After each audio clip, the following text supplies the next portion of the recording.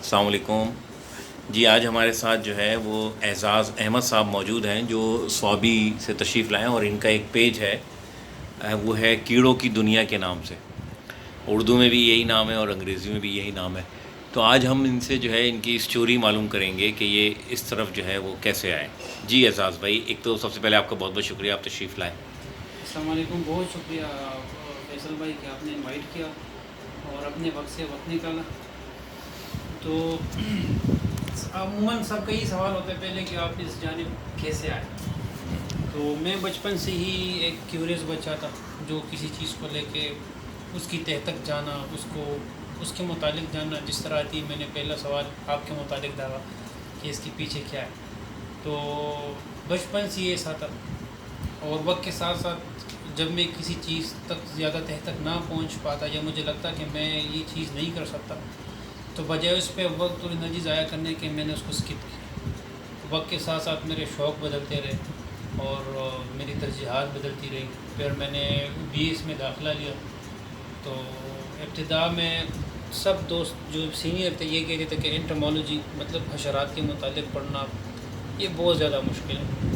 تو مسلسل جب ان کے منہ سے سنتا رہا تو میں نے کہا چلو جب مشکل ہے تو میں ضرور پڑھوں گا اس کو۔ پھر اس کے بعد وہ ہمارے ایک استاد تھے اسد صاحب، تو انہوں نے ایک انسیٹ کا سائنسی نام لیا جس کو سن کے میں کافی متاثر ہوا کہ اتنا مشکل نام انہوں نے کیسے یاد کیا۔ بہرحال پھر میں آتے جاتے ان چیزوں کو دیکھتا ہوتا قریب سے۔ جب بھی مجھے وقت ملتا میں نکل جاتا، دیکھتا کہ یہ انسیکٹ کیسے مطلب رہتے کیسے ہیں، ان کے طور طریقے کیسے ہوتے ہیں، کھاتے کیا ہیں۔ تو بس اسی چیز کو دیکھتے دیکھتے میں بولیں تو کیڑوں کا ہی ہو گیا۔ تقریباً 8 سال ہو گئے ہیں کہ بس اب یہ زندگی وقف کر دی، ان کے متعلق جانتا ہوں، ان پہ تحقیقات کرتا ہوں، ساتھ میں جو مجھے اچھے لگتے ہیں تو ان کو میں اپنے پاس رکھ دیتا ہوں، اور پھر وہ وقت کے ساتھ ساتھ مختلف میوزیم کو میں ڈونیٹ کرتا ہوں۔ تو اس طرح ایک پاکستان کا ریکارڈ بھی رہے گا اور ایک نیچرل ہسٹری کا بھی ریکارڈ اس طرح مینٹین رہتا ہے۔ تو پہلے ایک شوق تھا، اب یہ میرا جنون ہے اور یہ میری زندگی ہے۔ تو اس میں آپ آگے کچھ ریسرچ وغیرہ بھی کر رہے ہیں؟ میں پی ایچ ڈی فل وغیرہ؟ نہیں، ابھی ایم فل کیا ہوا ہے، لیکن کچھ غم روزگار کو لے کے پی ایچ ڈی فی الحال وہ کی ہوئی ہے، ابھی نہیں کر رہا۔ لیکن میں تقریباً 12-13 پی ایچ ڈی والوں کو میں پڑھا چکا ہوں جو مجھ سے اس چیز کو لے کے پڑھے ہیں، میری مدد سے پڑھے ہیں، یا کچھ ایسے ہیں کہ براہ راست تو ان کے ساتھ میں نے کام کیا ہے۔ تو مجھے یہ خوشی ہوتی ہے کہ کوئی تحقیق کر رہا ہو تو میں اس کی مدد کروں، بجائے اس کے کہ میں اس کے اسے کریڈینشیلز دوں، کچھ بھی نہیں۔ بس میں ایک فل ٹائم محقق ہوں اور بس اسی تحقیق کو لے کے جو بھی تحقیق کر رہا ہے میں اس کا ساتھی ہو جاتا ہوں اس میں۔ تو یہ کیڑوں کے حوالے سے کچھ باتیں بتائیں نا جو ہمارے لیے ایسی ہوں کہ جیسے ہم لوگ عام طور پہ کیڑوں کو پسند نہیں کرتے ہیں اور نفرت آمیز ان کے ساتھ سلوک کرتے ہیں، اور ہم یہ سمجھتے ہیں کہ شاید یہ انسانوں کے دشمن ہیں، لہٰذا کوئی بھی کیڑا ہو چاہے وہ مہلک ہو یا مہلک نہ ہو ہم لوگ اس کو مار دیتے ہیں یا بھگا دیتے ہیں، اسپرے کر دیتے ہیں۔ تو اس بارے میں بتائیے کہ یہ کیڑوں کی جو دنیا ہے اس میں آپ کے اوپر کیا کیا انکشافات ہوئے؟ سب سے پہلے تو آپ نے جو سوال پوچھا کہ ہم اس کو دیکھ کے مارتے ہیں، دیکھیں قرآن مجید میں اللہ فرماتا ہے کہ میں نے کوئی چیز باطل پیدا نہیں کی۔ اس کے علاوہ یہ ہے کہ میں آسمان سے چیزیں مقدار کے حساب سے یا ضرورت کے حساب سے اس کو اتارتا ہوں، نازل کرتا ہوں، چاہے وہ جاندار ہو، چاہے وہ بارش ہو، چاہے وہ جو بھی چیز ہو۔ لیکن جب آپ کسی سسٹم میں وہ گڑبڑ کریں گے تو وہ قدرت سسٹم خود آپ کے مخالف ہو جاتا ہے۔ سیدھا آپ کی سوال کی جانب آتا ہوں۔ روشنی زیادہ بہتر۔ تو آپ کا سوال کہ پہلے میں ان کے فوائد بتاؤں۔ آپ جو تیسرا نوالا کھاتے ہیں، آپ جو تیسرا دانہ کھاتے ہیں، مطلب آپ کے منہ میں جانے والی چیز کا ہر تیسرا حصہ وہ انسیکٹس کی وجہ سے ہی آپ کو ملتا ہے، کیونکہ یہ پولینیشن کرتے ہیں۔ اگر یہ پولینیشن نہ کریں تو میں بولوں تو دنیا کا جو 33% خوراک ہے وہ یکدم ختم ہو جائے گا۔ سب سے پہلا جو اس کا آپ کو نقصان ہوگا وہ یہ۔ باقی یہ کہ ایکو سسٹم میں جو ہزاروں ایسے پرندے ہیں جو آپ کی ایکو سسٹم کے لیے ضروری ہیں اور وہ بھی انہی کیڑوں پہ پلتے ہیں، بہت سے جاندار ہیں جو آپ کی ایکو سسٹم کے لیے ضروری ہے، یہ ان کے خوراک کا بھی حصہ ہے۔ اور سب سے بڑی بات جو شہد ہے، ہنی بیز، تو اب ان سے شہد ملتا ہے جس میں شفا ہی شفا ہے، بہت سی دوائیوں میں استعمال ہوتا ہے، بہت سی چیزوں میں. اس طرح ان کا جو موم ہے اس کے پھر الگ استعمال ہیں. اس کے علاوہ آپ کو جو ریشم ملتا ہے کافی ریشم کے کیڑوں سے. اس طرح بہت سے پینٹ سے جہازوں کو جو پینٹ کرتے ہیں، جو لیک انسیکٹ ہیں، لیسی پر لیکا، ان سے آپ کو لیک ملتا ہے. میں نے کیڑوں کی دنیا گروپ میں پوسٹ لکھی ہوئی ہے حشرات بطور دوائی. 10-12 ایسے حشرات ہیں کہ جن کے جسم سے نکلنے والی کیمیکل کو دوائیوں میں استعمال کیا جاتا ہے یا ان کو دوائیوں میں استعمال کیا جاتا ہے. اور اس کے علاوہ بہت سی مچھلیاں ایسی ہیں جو پانی میں آبی حشرات ہیں، وہ ان کے بچے کا کر پلتے بڑھتے ہیں. تو ہر طرف سے ان کے فوائد ہی فوائد ہیں. اگر مچھر اکثر یہی سوال آتا ہے کہ پھر مچھروں کا کیا فائدہ ہے، یہ تو ہمیں کاٹتے ہیں. مچھروں کا یہ فائدہ ہے کہ جو مچھروں کے بچے پانی میں موجود ہوتے ہیں تو وہ پانی میں موجود جراثیم کھاتے ہیں، جو بیکٹیریا وغیرہ ہوتے ہیں، اور انہی مچھروں کے بچوں پہ جس طرح ڈریگن فلائی ہو گیا یا مچھلیاں ہو گئی، وہ جاندار اسی کو کھا کے اور آگے پلتے بڑھتے ہیں. تو اب آپ نے اسپرے کی بات کی، دیکھیے جس طرح میں نے شروع میں ذکر کیا کہ اللہ پاک ہر چیز کو ایک مقدار میں نازل کرتا ہے، لیکن جب آپ گڑبڑ کرتے ہیں تو آپ کے لیے خطرہ بن جاتا ہے. اب حشرات ایک حساب سے آتے رہتے، لیکن جب ہم نے اسپرے شروع کیا تو اگر ایک انسیکٹ اگر اس کی نشو و نما زیادہ ہے، اس کے بچے زیادہ پیدا ہوتے ہیں، تو اللہ نے اس کا ایک پریڈیٹر بھی پیدا کیا ہوا، ایک شکاری جو ان کو کھا کے ان کے جو پاپولیشن ہے ان کی آبادی کو ایک حد میں رکھتا ہے، کم کر کے رکھتا ہے. تو جب آپ اسپرے کرتے ہیں تو آپ کا شکاری بھی مر جاتا ہے ساتھ میں وہ بھی، تو اس حساب سے وہ سسٹم خراب طرف جاتا ہے. تو اسپرے سے آپ اگر بولیں تو جو پیسٹ وغیرہ ہیں جو فصلوں کو نقصان پہنچاتے ہیں، اگرچہ ان کا اتنا تدارک نہ ہو پائے، لیکن جو ہمارے لیے قیمتی کیڑے تھے وہ بھی مر گئے. ساتھ میں سینکڑوں اقسام کے پرندے ہیں جو پہلے نظر آتے تھے، وہ بھی ساتھ اسی پیسٹیسائڈ کی وجہ سے ختم ہو گئے. کیونکہ اگر کوئی کیڑا مرا ہوا تو وہ اٹھا کے کھا کے تو ان کے جسم میں وہ جمع ہو کے پھر وہی چارہ جب ہم جانوروں کو کھلاتے ہیں تو وہ پھر ہمارے جسم کو بلا واسطہ پہنچ جاتے ہیں، وہ چیز ہم خود کھاتے ہیں. تو ہم نے اسپرے کر کے کیمیکل کے ذریعے سسٹم پورا خراب کیا ہوا ہے، ایکو سسٹم پورا خراب کیا ہوا ہے. اور اب مجھے نہیں لگتا کہ آئندہ 100 سال تک ہم اس چیز پہ قابو پا سکتے ہیں. اب پیسٹیسائڈ ہمارے لیے مجبوری بن گئی. اگر ہم پیسٹیسائڈ چھوڑ دیں تو ہمیں اپنے فصلوں سے ہاتھ دھونا پڑے گا. البتہ اگر کچھ ایریاز ایسے ہیں جہاں پہ یہ کم یوز ہوتا رہا تو اس کو ختم کر سکتے ہیں کچھ حد تک. باقی یہ کہ بھی شاید پلٹنا ممکن نہیں. تو یہ بتائیں کہ ان کا بھی فیملی سسٹم ہوتا ہے، ان کے بارے میں کچھ آپ نے یہ پڑھا ہے؟ کیا سسٹم؟ فیملی سسٹم مطلب کہ یہ جو مل جل کے رہنا، وہ فیملی سسٹم میں تو ایک دیمک ہے، ان کا ایک فیملی سسٹم ہے. جس طرح انسانوں کا ایک کمیونٹی سسٹم ہے، اسی طرح یہ شہر کی مکھیوں کا ہے، اور یہ جو چیونٹیاں ہیں ان کا فیملی سسٹم ہے. باقی جو بڑ وغیرہ ہوئے ان کا بھی عارضی فیملی سسٹم ہوتا ہے، باقی باقاعدہ فیملی سسٹم ان میں نہیں ہے. تو آپ کیا سمجھتے ہیں کہ ہر جو کوئی بھی کیڑا ہے اس کو ہمیں مارنا نہیں چاہیے؟ کوئی نہ کوئی فائدہ ہے کوریئرس کے لیے؟ بالکل، اگر وہ آپ کو نقصان نہیں پہنچا رہا. اب تو سوال ہوگا کہ پھر ہم مچھروں کو ایسے چھوڑ دیں. دیکھیں اگر آپ کو نقصان ڈائریکٹ پہنچا رہا ہے آپ اس کو مار دیں، لیکن اگر کوئی کیڑا اپنے راستے جا رہا ہے تو اس پہ وہ پٹکنے کی ضرورت نہیں ہے. جس طرح ان کو کوئی اگر یہ مکڑی ملی مار دیتے ہیں، کوئی بھی چیز اگر وہ اس کو نہیں پہچانتے تو فوراً سے مار دیتے ہیں. تو یہ نہیں کرنا چاہیے. اگر وہ آپ کو نقصان نہیں پہنچا رہا اس کو چھوڑ دیں. سانپ کے بارے میں مجھے کسی نے نیپال میں بتایا تھا کہ انڈیا میں باقاعدہ پڑھاتے ہیں کہ یہ سانپ جو ہے وہ زہریلا ہوتا ہے، یہ نہیں ہوتا زہریلا. تو جو زہریلے نہیں ہوتے ان کو مارنا نہیں چاہیے. میں اس کے متعلق بتاؤں کہ جو سانپ ہیں ان کا جو شمار ہے وہ تو انسیکٹس میں نہیں ہوتا. لیکن میں سانپ کے متعلق بتاؤں کہ پاکستان میں زیادہ سے زیادہ 4-5 اقسام کے ایسے سانپ ہیں جو زہریلے ہیں. اس کے بعد جو باقی ہیں وہ یا تو مکمل غیر زہریلے ہیں، کچھ ایسے ہیں کہ وہ آپ کو کاٹ تو لیتے ہیں لیکن وہ صرف دانتوں کا کٹ ہوتا ہے جس سے آپ کو عارضی جسمانی نقصان ہوتا ہے، باقی اس کا کوئی نقصان نہیں. مطلب کہ وہ زخم 2-3 دن 5 دن میں ٹھیک ہو جاتا ہے. تو 99% جو ہمارے سانپ ہے پاکستان کے وہ مکمل غیر زہریلے ہیں. لیکن ان کے متعلق چونکہ آگاہی نہیں ہے تو لوگ اس کو مار دیتے ہیں. اور اگر جس طرح آپ نے کہا کہ انڈیا میں پڑھاتے ہیں، پاکستان میں بھی ایک پبلک اویئرنیس ہونی چاہیے. باقاعدہ چوکوں پہ جو وائلڈ لائف والے ہیں ان کو، وائلڈ لائف والوں کو میرے ذہن میں خود بھی نہیں پتا ہوگا کہ کون سے سانپ زہریلے ہیں کون سے نہیں ہیں. تو وہ ایک پرسن کی پہچان کیسے ہوگی؟ کس کی؟ 1% جو زہریلے ہیں. نہیں، اگر وہ اس طرح نہیں ہے، اگر میں ایسے جس طرح کہتے ہیں کہ اس کی دم پہ ایسے داریاں ہوں، یہ بالکل نہیں ہے. اگر وہ باقاعدہ اس کی تصویر دیکھیں کہ اس کا شکل کیسا ہے تو آرام سے پہچان جائے کہ کون کون سے زہریلے ہیں. اس کے لیے ایک گروپ بھی ہے، ریپٹائلز آف وائلڈ، پاکستانیوں کے عامر ریاض بھائی، علی عزیر، یہ جس طرح خرم مسعود صاحب ہو گئے اور فہد ملک، یہ ان کو چلا رہے ہیں. تو وہ بھی سانپوں کے متعلق، چھپکلیوں کے متعلق آگاہی پھیلا رہے ہیں. تو جو سانپ ہیں اگر پوری آگاہی نہ ہو تو کم از کم جو ڈاکٹر حضرات ہیں ان کو اس کے متعلق پڑھانا چاہیے کہ اگر سنگ چور کاٹ لے تو یہ جسم کا اس پہ کیا اثر ہوتا ہے، آیا اس کا اثر خون پہ ہے، آیا اس کا اثر نیورو پہ ہے، تاکہ وہ اس حساب سے پیشنٹ کا علاج کرے.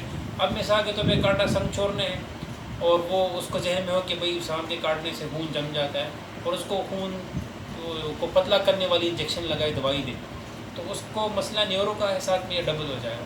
تو اگر اس نے نہ مرنا بھی ہو تو وہ مر جائے گا. تو کم از کم ڈاکٹروں کو اس کے متعلق پڑھایا جائے اور اس کے اینٹی وینین بھی سمجھایا جائے. جس طرح یو ایس اے میں باہر ممالک کو نا آپ کو پتہ ہوتا ہے کہ یہ کون سا سانپ ہے، تو اگر اس کو کوئی سانپ کاٹ لے تو وہ سیدھا اسپتال میں ڈاکٹر کو بتاتے ہیں کہ مجھے فلاں سانپ نے کاٹا ہے. تو اس کے جو اینٹی وینین ہے باقاعدہ اس لیبل کے ساتھ آتے ہیں کہ کامن کریٹ کا یہ اینٹی وینین ہے، اور اسی طرح جو ہو گئے وائپرز وغیرہ ان کا یہ اینٹی وینین ہے، کوبرا ہے، کوبرا کا یہ اینٹی وینین ہے. تو اگر عام عوام کو مد کا ڈر ختم کرنا تھوڑا مشکل ہوگا لیکن ممکن نہیں ہے.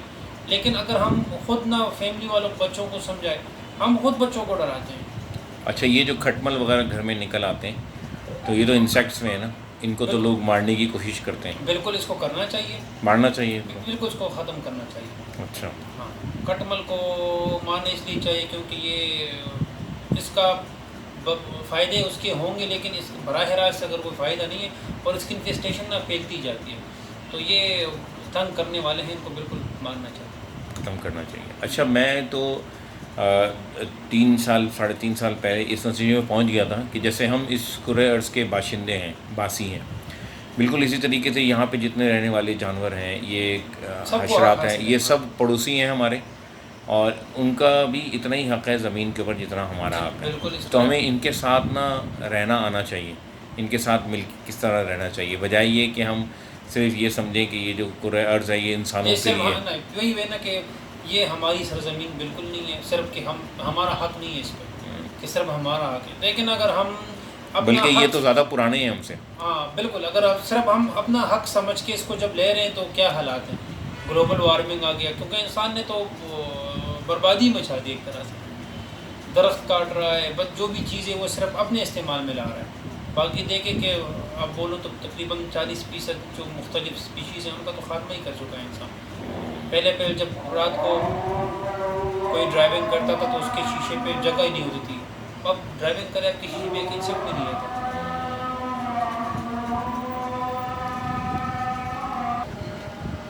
جی اعزاز بھائی یہ بتائیں کہ اب تک آپ 8 سال سے یہ کام کر رہے ہیں، تو آپ کے لیے جو سب سے حیران کن کوئی چیز سامنے آئی ہے معلومات کی وہ بتائیں. حیران کن کی بات ہو تو دنیا پوری حیرت کرتا ہے. تو جتنا عام سا اگر یہ گھریلو مکھی بھی لے لیں، جتنا اس کو پڑھتے جائیں گے اتنا اللہ اکبر کا معنی کلیئر ہوتا جائے گا. یہ جو عام مکھی ہے جو اڑتی ہے ہمارے، یہ جو عام مکھی ہے گلیلو یہ مکھی، حیران کن ہے. اگر یہ دیکھیں جس طرح کچھ دن پہلے میں ایک چیونٹیوں کا پڑھ رہا تھا کہ اس میں بھی غلاموں والا سسٹم ہے کہ ایک جینس کی چیونٹی میں اس میں ذرا تحریر لے لوں گا کہ وہ جو دوسرے اقسام کی چیونٹی ہیں اس پہ حملہ کر کے، مطلب صرف یہ ایک ہی قسم کی جن کو غلام بنایا جا سکتا ہے. بچپن میں ان کے جو بچے ہیں پیوپا جو جس سے بال نہیں نکلے ہوتے وہ اٹھا کے لے آتے ہیں اور پھر جب اس سے بچے نکلتے ہیں تو وہ غلاموں جیسا ان کا سلوک ہوتا ہے. اچھا ان کے لیے مطلب ان سے کام لیتے ہیں اس طرح، یہ بگانا، چرانا، باقاعدہ حملے کرنا. تو مطلب آپ جتنا پڑھتے جائیں گے نا اتنا ہم حیران ہوتے جائیں گے. تو تبھی میں کہہ رہا ہوں کہ میں اس کیڑوں کی دنیا کا ہی ہوتے رہ گیا ہوں، مطلب میں کیڑوں کا ہی ہو کے رہ گیا ہوں. اب یہ ایسا ہے کہ نہ میں پیچھے تو ہٹنا ہے ذہن میں ہے نہیں، لیکن اگر میں ایک انسیکٹ کو بھی لے کے پڑھنا شروع کروں مکمل میری زندگی ختم ہو جائے گی. لیکن میں اس کو نہیں لگتا کہ میں پورا کا پورا پڑھ پاؤں. اتنا ان کے بارے میں باہر بہت کام ہوا ہوگا. ادھر بھی ہو سکتا ہے لیکن ہمارے جو ادھر اسٹوڈنٹ حضرات ہیں ان کے ذہن میں بچپن سے یہ ڈالا گیا ہے کہ بس ڈگری لو، نوکر بن جاؤ، پیسے کما کے لاؤ. تو ادھر اور اساتذہ کرام بھی ہیں کہ وہ بھی اسٹوڈنٹ میں نہ وہ ریسرچ والی طلب نہیں لاتے، وہ بس کتاب سے چیزیں دیکھ کے بورڈ پہ لے کے آتے ہیں، بچے وہ بورڈ سے واپس اپنے نوٹ کاپی میں لکھ دیتے ہیں. تو میرا کبھی یہ طریقہ رہا دماغ میں نہیں جا رہی ہیں. میرا کبھی یہ طریقہ کلاس میں بھی نہیں رہا کہ کتاب سے دیکھ کے بورڈ پہ لکھو اور وہ بورڈ سے واپس اپنے نوٹ بک میں لکھو. پھر ضرورت کیا، کتاب سے ہی لکھے نا، مطلب کہ آپ اسی چیز کو وہ کر رہے ہیں. تو تبھی میں کہتا ہوں کہ اگر ٹیچر آپ کا ریسرچر ہو تو وہ اپنے حساب سے اگر وہ جان نہ چھوڑائے کہ بس میں سلیبس ختم کر کے جان چھوڑاؤں، اور اسٹوڈنٹ میں بھی نہ ایک وہ جذب ہونا چاہیے کہ وہ اس چیز کو اتنا پڑھے، تجسس ہونا چاہیے، بجائے سے کہ بس وہ صرف ڈگری کے لیے تھوڑا سا کام کر کے ڈگری لے پھر بات ختم، پھر پیچھے بھی نہ دیکھیں. اب ہزاروں سنٹمولوجی کے اسٹوڈنٹس ہوں گے، اگر آپ اس کو بولیں کہ 10 حشرات کے سائنس کی نام بتائیں یا 10 خاندان کے نام بتائیں، مجھے نہیں لگتا کہ وہ 5 کے بھی بتا دیں گے، کیونکہ بس انہوں نے اس چیز کو ایز اے ڈگری پڑھا ہوا ہے، as a profession, as a life کسی نے اس کو نہیں کیا. تو باہر یہ ہے کہ ان میں پیشن پیدا کیا جاتا ہے، ان کو انکریج کیا جاتا ہے، تو تبھی وہ کام کر رہے ہیں. ان کو وسائل بھی دیے گئے ہیں، جس طرح ایک یونیورسٹی کے پاس ایکسیس ہوتا ہے ہر قسم کے جرنل کے وہ پیپر پڑھ سکتے ہیں، اور مطلب سائنٹسٹ تک ایکسیس ہے.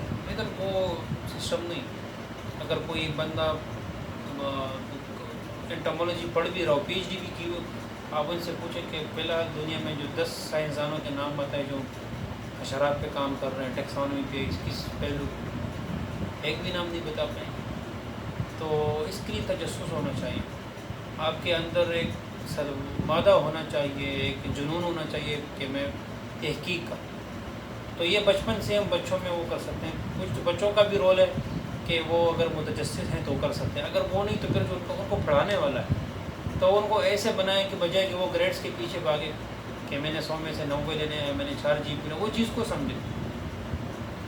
اس کو مطلب ایک چیز سمجھنی چاہیے، بجائے سے کہ بس وہ پڑھ کے امتحان میں زیادہ نمبر لیں. مطلب یہ جو نمبر کمپٹیشن لگایا ہوا ہے نا، یہ ختم ہو تو ہم لوگ مطلب پروڈیوس کر سکتے ہیں اس طرح.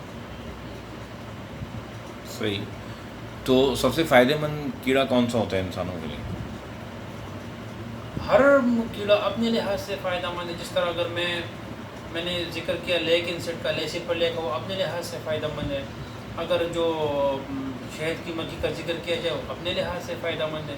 چمنٹیا اپنے لحاظ سے فائدہ مند ہے. ریشم کا کیڑا اپنے لحاظ سے فائدہ مند ہے. اب آپ دیکھنا چاہیں کہ آپ کو کون سا والا فائدہ چاہیے، تو ہر انسیکٹ اپنے لحاظ سے الگ الگ فائدے رکھتا ہے. اور یہ سارے انسان دوست ہیں؟ انسان دوست تو سارے نہیں ہیں. اگر تبھی میں کہہ رہا ہوں کہ اگر آپ کو براہ راست وہ فائدہ نہیں پہنچا رہے تو وہ کسی اور طرح سے آپ کو فائدہ پہنچا رہا ہے. جس طرح میں نے مچھروں کا ذکر کیا، وہ انسان دوست تو نہیں، لیکن پانی کے لیے وہ ضروری ہے کہ وہ بیکٹیریا کھاتے ہیں. پھر مختلف قسم کے جو آبی بہت سے ہزاروں اقسام کے جاندار ہیں جو انہی مچھروں کو، ان کے بچے پانی کے اندر ہوتے ہیں، انہی کو کھا کے زندگی کا دار و مدار انہی پر منحصر ہے. تو اگر وہ بالواسطہ نہیں تو بلا واسطہ فائدہ مند ہے. اور زہریلے کیڑا کون سے ہوتے ہیں جن سے انسان کو بچنا چاہیے، بہت احتیاط کرنی چاہیے؟ ایسا کوئی بھی کیڑا نہیں جو آپ کو کاٹے اور آپ مر جائیں. اچھا. علاوہ اس کے کہ آپ اس کے زہر کو لے کے ہائپر سینسیٹیو نہیں ہے. اب مثال کے طور پہ آپ کا جسم بہت زیادہ الرجک ہے ہنی بی کے ڈنک سے، تو اگر آپ کو ایک شہد کی مکھی ڈنک مارے، آپ بوقت علاج نہ کریں تو آپ کی موت ہو سکتی ہے. لیکن یہ فیصد دنیا کے 1-2% بھی نہیں، اتنے مطلب جو اس طرح کے لوگ ہیں جو ان کے ڈنگ سے ہائپر سینسیٹیو ہے. باقی زہریلے تو ہم سب کو پتہ ہے کہ یہ کاٹتا ہے یا نہیں کاٹتا. تو ایسا کوئی نہیں کہ اس کے کاٹنے سے آپ کو شدید نقصان ہو. کچھ فلموں میں ہم نے دیکھا تھا وہ اسپائڈرز جو ہوتی ہیں، وہ فلموں کی بات ہے کہ اچھا کاٹ کے اس کا وہ پھر ریشے کرتا ہے. ہاں. اسی طرح اکثر میں مذاق کرتا ہوں کہ پھر کھوتا کاٹ کے تو بندہ کھوتا ہی بن جائے گا کہ اس نے کاٹا. تو ایسا کوئی بھی نہیں ہے کہ اسپائڈر کا آپ کاٹ کے مطلب کہ آپ میں ایسی تبدیلیاں آ جائیں. وہ فلموں کی حد تک ہی ہے. صحیح. تو آپ کوئی پیغام دینا چاہیں گے ہمارے ویورز کے لیے؟ میرا پیغام پہلے اسٹوڈنٹس کو یہ ہے کہ آپ صرف یہ کوشش نہ کریں کہ میں ڈگری لوں. نمبر 1 بات، اگر آپ پڑھ بھی رہے ہیں تو شارٹ کٹ اس کے لیے نہ ڈھونڈیں. جس طرح مجھے بہت سینکڑوں اسٹوڈنٹس کے میسیج آتے ہیں کہ آپ ہمیں جو کیڑے ہیں آپ ہمیں جمع کر کے دیں، ہمیں پریکٹیکل دیا گیا، تو اگر میں جمع کر کے دوں تو پھر کیا فائدہ؟ یا اگر ان کی کوئی ریسرچ ہو تو سب کے سب مجھے بھیجیں کہ آپ بس ان کی پہچان بتائیں، تو میرا ریسرچ ہے، تو جناب اگر ریسرچ آپ کی ہے، میں آپ کو پہچان بتا کے دوں تو آپ مطلب آپ ڈگری لے لیں گے تو کیا فائدہ پھر؟ خود سے پڑھیں، کم پڑھیں بے شک، آپ بے شک نہ صرف 2 سے پی بی ایس کر لیں، 5 پہ ایم ایس کر لیں، تو لیکن پڑھیں اچھے سے، خود سے پڑھیں۔ دوسری بات یہ کہ اپنے بچوں کو یہ مارکس کی دوڑ میں نہ لگے کہ بس پڑھو، فرسٹ آ جاؤ، سیکنڈ آ جاؤ۔ یہ اگر آپ اس سے بچے کو آزاد کریں گے تو وہ اچھے سے، بلکہ آپ بچے کے انٹرسٹ کو دیکھیں کہ وہ کیا پڑھنا چاہتا ہے۔ اگر وہ میتھس پڑھنا چاہتا ہے تو آپ اس کو بایو پہ زور نہ دیں کہ نہیں بایو ہی پڑھو، کیونکہ ہر بندہ اپنے اندر مختلف ہے، کسی کے اندر انجینئر ہے، کوئی اندر سے ڈاکٹر ہوگا، کوئی فلاسفر ہوگا، کوئی قانون دان ہوگا، مختلف اسی طرح۔ تو بچے کو اپنی پسند کا جو سبجیکٹ ہے وہ اس پہ فورس نہ کریں۔ اور دوسرا یہ کہ اگر وہ کسی ایسے مشغلے میں ہے جو مطلب آپ کے لیے مزاحیہ ہو، جس طرح میں اگر کسی کو بولے کہ بھائی یہ کیڑوں پہ تحقیق کرتا ہے تو کہتے ہیں یار کیڑے لے کے کوئی مطلب وہ چیز نہیں تھی، تو اس کو سپورٹ کریں بجائے سے کہ اس کا مذاق اڑائیں، اس کو اس کا سبجیکٹ پڑھنے دیں، اس کو اسی سبجیکٹ میں سپورٹ دیں، اس کے جو شوق ہے اس کی قدر کریں، شوق کی قدر کریں، اس کے انٹرسٹ کا احترام کریں، وہی نا انٹرسٹ کا احترام کریں۔ اور باقی جو ٹیچر حضرات ہیں ان سے بھی گزارش ہے کہ بجائے اس کے کہ آپ کتاب سے پڑھ کے بورڈ پہ اسے واپس سب سے کتاب کاپی پہ لکھوا رہے ہیں تو اس کا کوئی فائدہ نہیں ہوا نا۔ آپ اسٹوڈنٹس کو انٹرسٹ پیدا کریں، اس کو مطلب ایک سبجیکٹ میں انٹرسٹ پیدا کر کے اس کو ریسرچ کی جانب لیں کہ وہ کچھ نیا کرے، بجائے سے کہ سن 2000 سے چلنے والی جو کتابیں ہمارے وہی چل رہی ہیں اور ساتھ میں اس کے اندر جو تحقیق کا جذبہ ہے وہ پیدا کریں، ان کا مذاق نہ اڑائیں۔ کبھی کبھار اگر کوئی اسٹوڈنٹ اس طرح کا سوال کرتا ہے تو اگر آپ کو جواب معلوم نہ ہو لا علمی کا اظہار کریں، یا اس الفاظ میں بولیں کہ مجھے پتہ ہے لیکن میں اس کے متعلق مزید کنفرم کر کے آپ کو بتا دوں گا، اگر آپ شرمندگی سے بچنا چاہتے ہیں، لیکن اس کو ڈانٹے نہیں۔ باقی ہمارے اسٹوڈنٹ میں مجھے پتہ ہے، میں خود کئی سال پڑھا چکا ہوں، وہ تو الٹے سیدھے سوال کرتے ہیں، تو اسٹوڈنٹ کو چاہیے کہ اور آپ کا جو سبجیکٹ ہے اسٹوڈنٹ کا، اس کو اگر وہ بطور سبجیکٹ پڑھیں گے تو وہ ان کو بور کرے گا، اس کو وہ بطور ہابی کریں، مطلب اس کو اگر وہ مشغلہ بنائیں گے تو یہ سبجیکٹ اس کو مزید اچھا لگے گا، جس طرح میں نے مشغلہ بنایا ہوا ہے۔ میں اس کو کبھی سبجیکٹ سمجھا ہی نہیں، تو مشغلہ جب آپ کریں گے، اگر آپ کا کرکٹ مشغلہ ہے، آپ کھیلتے ہوئے بور تو نہیں ہوگا، بندہ خوش ہو جاتے ہیں، مزید کھیلتا ہے۔ تو اس طرح اگر آپ اپنے سبجیکٹ کو مشغلے کے طور پہ کریں گے، یہ کبھی بھی آپ کو بور نہیں کرے گا، بجائے سے کہ آپ صرف کتاب سے پڑھیں، بس کتاب کے پیچھے نہیں، کوئی پریکٹیکل بھی دیکھیں۔ اگر آپ کوئی پریکٹیکل دیکھ کر سکتے ہیں، میرے خیال میں تو اتنا مشکل نہیں، جو چیز آپ پریکٹیکل کر سکتے ہیں اور اس تک رسائی ہے، تو اگر آپ وہ کتاب میں پڑھتے ہیں بہتر ہے آپ اس کو سامنے بھی دیکھیں، تو سامنے سے دیکھی ہوئی چیز وہ زیادہ سمجھ آتی ہے، بجائے سے کہ آپ صرف کتاب میں اس کے متعلق تھیوری پڑھ لیں۔ اب آپ مطلب جو بھی جنہوں نے میٹرک کیا ہوا ہے یا جو 20 کیا ہے، ان کو اپنے 8th کا رول نمبر یاد نہیں ہوگا، لیکن اگر اس نے 20 سال پہلے سائیکل چلائی ہو، آپ اس کو 20 سال بعد دیں تو بھی وہ چلا پائے گا۔ تو یہی چیز ہے کہ آپ ایک چیز کو سمجھیں، سمجھنے والی چیز آپ کبھی نہیں بھول سکتے۔ اچھا، آخری سوال یہ کہ دنیا میں کل حشرات الارض کل کتنے ہوں گے اندازاً؟ حشرات الارض تو اگر انواع کے حساب سے بولیں تو 1.5 کروڑ سے زیادہ ہیں، کچھ ڈسکور ہوئے ہیں، کچھ ہو رہے ہیں، اور جو زیر زمین ہے وہ زیادہ ہیں؟ زیر زمین تو وہ گنے چنے ہیں، زیر زمین جراثیم تو ہو سکتے ہیں نہیں، مگر وہ جو کھاد ہوتی ہے نا، کھاد کے اندر جو بہت سارے کیڑے ہوتے ہیں، کھاد کے اندر عموماً جیسے ارتھ وارم ہے۔ ارتھ ورم کا وہ انسیکٹ نہیں ہے، تبھی میں نے کہا کہ اچھا، وہ انسیکٹ وہ نہیں؟ انسیکٹ نہیں ہے، ارتھ ورم وہ تو اینیلڈس ہیں، وہ ان کا شمار وہ انسیکٹ میں نہیں ہوتا۔ باقی یہ جو مائکرو آرگینزمز ہیں وہ بھی انسیکٹ میں نہیں آتے، تو ہے تو اس کے کروڑوں اقسام ہوں گے پھر، کیونکہ جب آپ ایک تقریباً میں بولوں تو ایک مٹھی میں آپ مٹھی اٹھاتے ہیں تو اس کے اندر جو مائکرو آرگینزم ہے ان کی تعداد پوری دنیا کے انسانوں سے زیادہ ہے۔ اچھا، یعنی 8 ارب سے زیادہ؟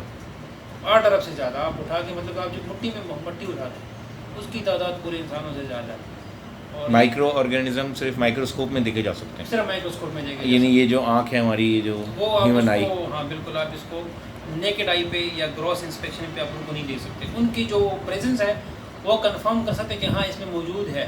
جس طرح خمیر بن جاتا ہے تو ہم اوپر سے دیکھ کے وہ کرتے کہ ہاں، لیکن ہم نے تو ان کا وہ نہیں دیکھا ہوا نا کہ جس کی وجہ سے یہ بنتا ہے. اس کی پریزنس کنفرم کی جا سکتی ہے، لیکن ان کو مائکروسکوپ یا ایسے بھی کہ اگر آئندہ وقت میں اس سے بھی ہائی ریزولوشن مائکروسکوپ ایجاد ہوئے تو مجھے لگتا ہے کہ اور بھی باریک چیزیں ہم ابھی بھی دیکھ رہے ہیں، اس سے بھی باریک ہوں گی. تبھی اللہ بار بار کہتے ہیں کہ میرے کائنات میں تحقیق کرو، جو قرآن کی کتاب اقرا پڑھو. تو بس اسی وجہ سے کہ یہ ختم نہیں ہوگا. چلیں جی، بہت بہت شکریہ آپ کا، thank you very much. 25 minute کا آپ کا انٹرویو ہو گیا. السلام علیکم.